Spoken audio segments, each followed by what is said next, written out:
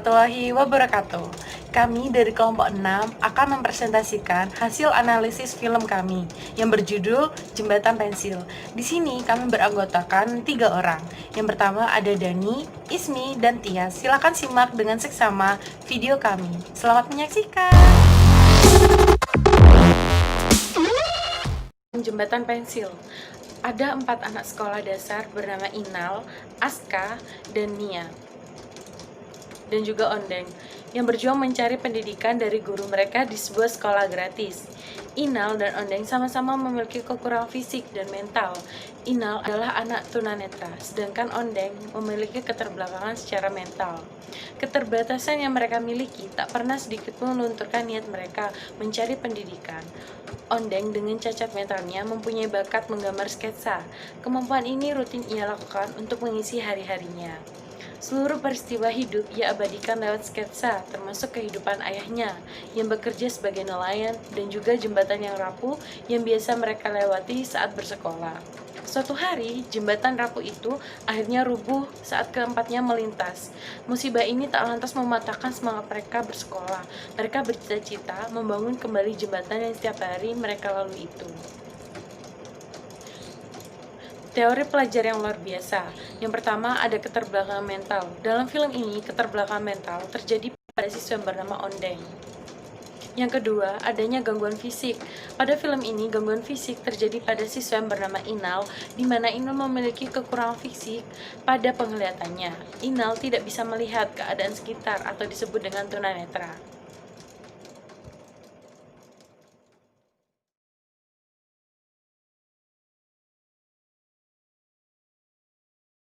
Akan menjelaskan tentang teori konteks sosial dan perkembangan. Kemudian sosio-emosional. Nah, konteks sosial dalam perkembangan ini meliputi keluarga. Keluarga merupakan tempat sosialisasi pertama anak. Itu orang tua yang merupakan parenting seorang anak.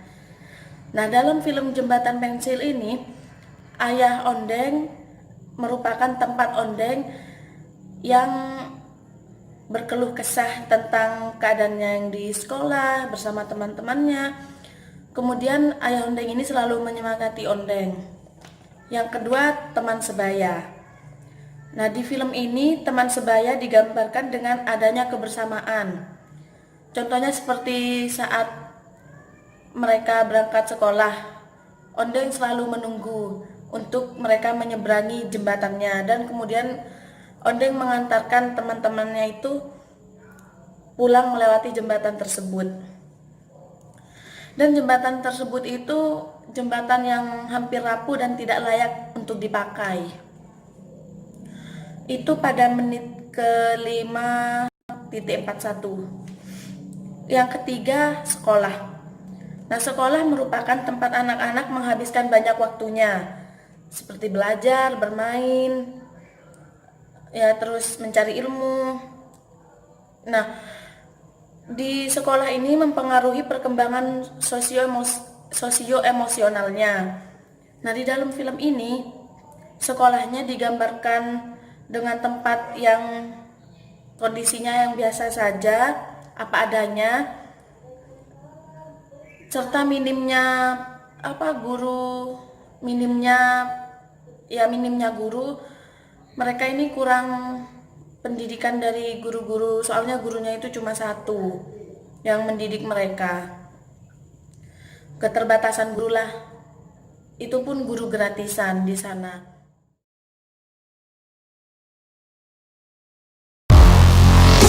Selanjutnya adalah analisis berdasarkan teori proses kognitif kompleks. Ada berpikir.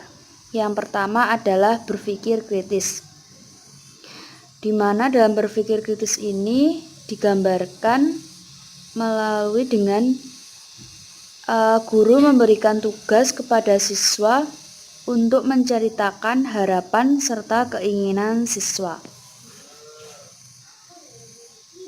Yang kedua, berpikir kreatif. Berpikir kreatif ini digambarkan dalam adegan saat guru meminta siswa untuk menceritakan harapan dan keinginan siswa. Kemudian beberapa siswa tidak membawa alat tulis karena sebelumnya mereka tenggelam di sungai karena jembatannya runtuh, sehingga alat tulis itu hanyut ke sungai. Kemudian Ondeng mempunyai ide untuk memotong pensil yang dia miliki untuk dibagikan ke teman-temannya.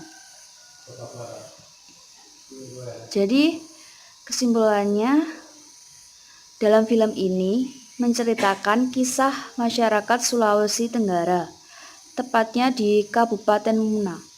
Cerita yang diangkat adalah anak-anak yang belum bisa mendapatkan pendidikan dengan layak.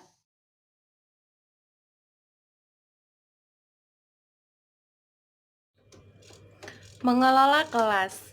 A. Merancang lingkungan fisik kelas. Gaya pengaturan kelas standar dalam film ini menggunakan gaya auditorium, di mana siswa menghadap ke depan semua dan perhatian juga tertuju ke depan, di mana di dalam film ini kepala sekolah dan Ibu Aida saat mengajar.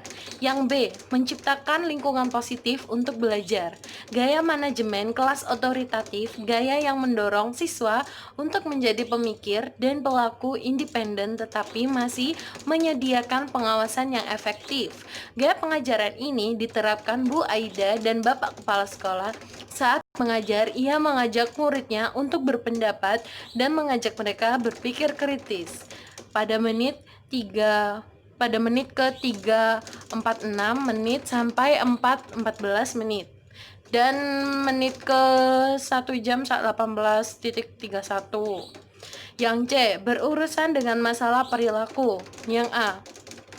Penindasan. Sejumlah besar siswa menjadi korban penindasan. Dalam survei nasional, lebih dari setiap 3 siswa mengatakan bahwa mengalami sesekali atau sering terlibat sebagai korban atau pelaku penindasan, pembulian atau bullying. Pada film ini terjadi kasus bullying yang diterima Ondeng oleh beberapa teman sekelasnya. Ondeng juga dirundung dengan mengatakan bahwa Ondeng tidak pernah pintar karena Ondeng tidak pernah lulus sampai menjadi murid yang paling besar sendiri di kelas. Kejadian ini pada menit ke 3 menit sampai 3 menit 24 detik. Terima kasih.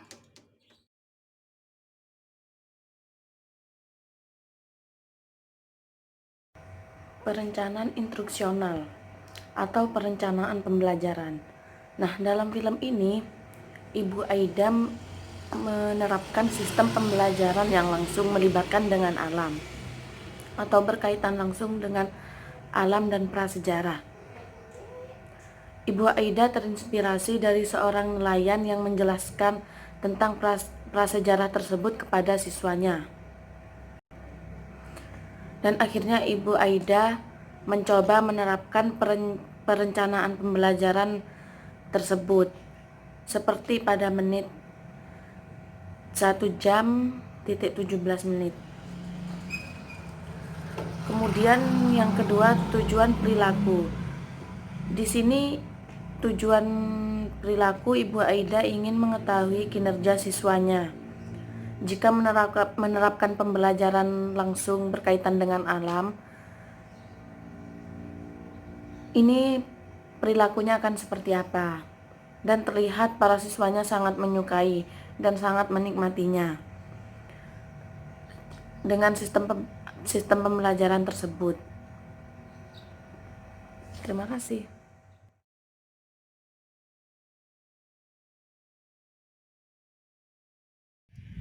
Baik, yang selanjutnya adalah teori pendekatan konstruksi sosial pengajaran. Nah, di dalam teori ini terdapat kognisi berdasarkan situasi, di mana untuk memperluas pengetahuan siswa, ibu guru mengajak siswa ke suatu tempat yang tidak jauh dari sekolahnya Ondeng, untuk kemudian menyuruh anak-anak menuliskan bagaimana dan apa yang sedang siswanya inginkan dan apa cita-cita mereka di masa yang akan datang. Ini terlihat pada menit ke 1:35:51.